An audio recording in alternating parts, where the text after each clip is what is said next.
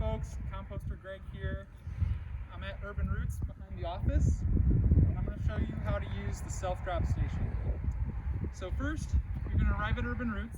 There's two ways you can access the station. You may use the alleyway to the north side of our building and park in the alleyway and step out and access it here.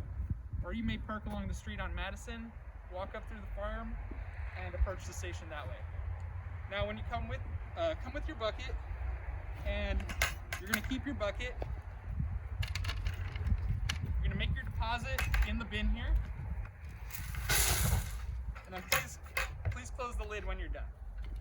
Now we have extra liners for you in this bucket here, so when you're finished, you may peel a liner, reset your bucket,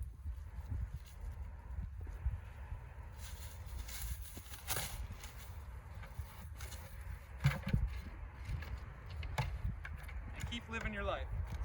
If you have any questions for me, please email compost@urbanrootsgr.org. Thank you.